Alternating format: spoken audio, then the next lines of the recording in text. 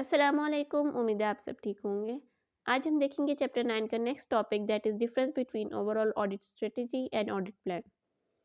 Audit strategy क्या होती है? Scope, timing and direction of audit, जो कि आगे guides the development of audit plan. Audit strategy से ऑडिट प्लान डेवलप किया जाता है, लेकिन स्ट्रेटजी में स्कोप, टाइमिंग और डायरेक्शन को देखा जाता है।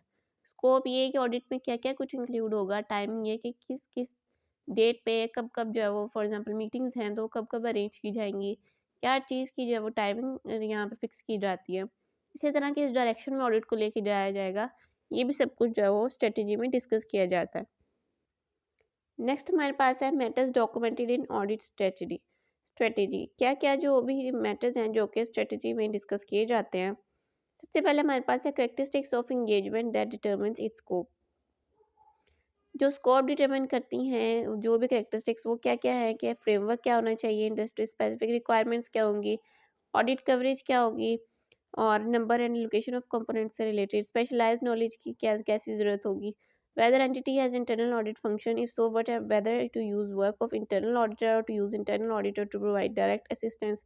इंटरनल ऑडिटर के वर्क को यूज़ किया जाएगा या उसको असिस्टेंस के लिए यूज़ किया जाएगा। Effect of information technology on audit procedures, availability of client personnel and data, expected use of audit evidence obtained in previous periods। तो ये सारी कैरेक्टरिस्टिक जो हैं ये स्कोप को डिटरमिन करती हैं, ठीक है।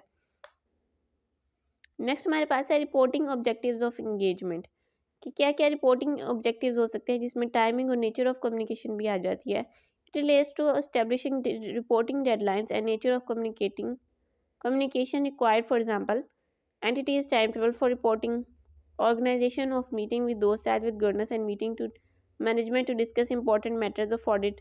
इसी तरह discussion with management regarding expected time and type of auditor's report to be issued and other communication, for example management letter, communication with those charged with governance, communication with component auditor regarding expected type and time of report to be issued by component auditor। मतलब इसमें ये वो सारी time और time table या type जो है वो डिस्कस की जाती है जो कि भी ऑडिट में ज़रूरी होती है। जिसके साथ कम्युनिकेट करना हो या जो भी टाइम हो उसके अकॉर्डिंगली उसको बताया जाता है, क्योंकि और जैसे फॉर एग्जांपल सीएफओ सीईओ हैं तो वो हर वक्त जो अवेलेबल नहीं होते, तो उनके साथ अगर मीटिंग रखनी होगी तो उनको पहले उस बारे में बताना पड़ेगा, तो पहले से टाइम मैनेज करना पड़ेगा, टाइम अरेंज करना पड़ेगा, ठीक है। नेक्स्ट हमारे पास है factors that are significant in directing the engagement teams efforts. This includes determination of materiality threshold, emphasis on application of professional skepticism, areas of high risk, audit approach to address risks, whether to rely on internal controls, and recent developments in industry, legal and financial reporting requirements। ठीक है, तो ये सारे factors हैं जो कि that are significant in directing the engagement teams effort, ठीक है। अच्छा, नेक्स्ट हमारे पास रिसोर्सेज हैं जो कि एंगेजमेंट को परफॉर्म करने के लिए ज़रूरी हैं। When resources are needed, how much resources are used to and when and where, how to direct, supervise and review resources during audit।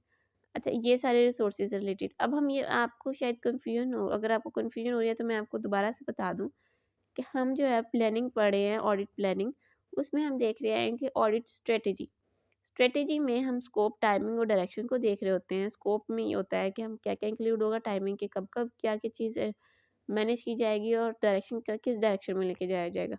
तो अब अभी हमने अभी वही कैरेक्टरिस्टिक्स पढ़ी हैं, उसके बाद रिपोर्टिंग ऑब्जेक्टिव्स पढ़ी हैं, हमने फैक्टर्स अब देखे हैं, उसके बाद ये सोर्सेज देखे हैं कि जो नेसेसरी होती हैं एंगेजमेंट के लिए। Next, results of preliminary engagement activities and knowledge gain on other engagements perform for the entity. ये सारा कुछ जो है ये स्ट्रेटेजी में इंक्लूड होता है, ठीक है। अब हम देखते हैं ऑडिट प्लान, उसमें क्या क्या इंक्लूड होता है। अच्छा जी, ऑडिट प्लान में हमारे पास है, इसको ऑडिट प्रोग्राम भी कहा जाता है।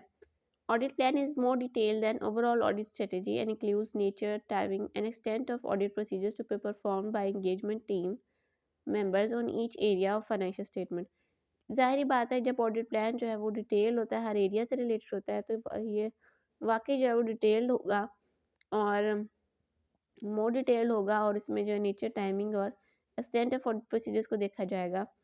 अच्छा जी, matters documented in audit plan में क्या क्या मैटर्स देखे जाएंगे, nature, timing and extent of plan, risk assessment procedures, इसमें रिस्क असेसमेंट प्रोसीजर्स देखे जाएंगे, further audit procedures at assertion level देखा जाएगा। इसी तरह अगर तो वो इंटरनल कंट्रोल सिस्टम स्ट्रॉन्ग है तो टेस्ट ऑफ कंट्रोल्स देखे जाएंगे और सब्सटेंटिव प्रोसीजर्स अप्लाई किए जाएंगे। ठीक है, डिपेंडिंग ऑन रिस्क असेसमेंट। ठीक है, अच्छा जी, अब ये जो है वो हमारे पास ऑडिट प्लान में ये चीज़ें इंक्लूड होंगी। ऑडिट प्लान जो है वो डिटेल प्रोसीजर्स है, डिटेल डॉक्यूमेंट है जिसमें हर एरिया से रिलेटेड जो है वो इन्फॉर्मेशन बताई जाती है कि क्या क्या कुछ डिस्कस किया जाएगा, कैसे कैसे किया जाएगा। और इसमें जो है फर्दर स्टार्ट में तो स्ट्रेटेजी में स्कोप वगैरह देख लिया जाता है, क्या क्या इंक्लूड किया जाएगा, क्या टाइमिंग होगी, क्या डायरेक्शन होगी।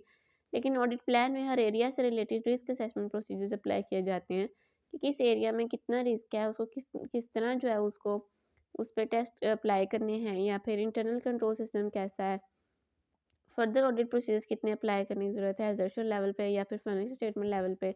ये सारा कुछ जो ऑडिट प्लान में देखा जाता है और इसी में इसको डॉक्यूमेंट किया जाता है।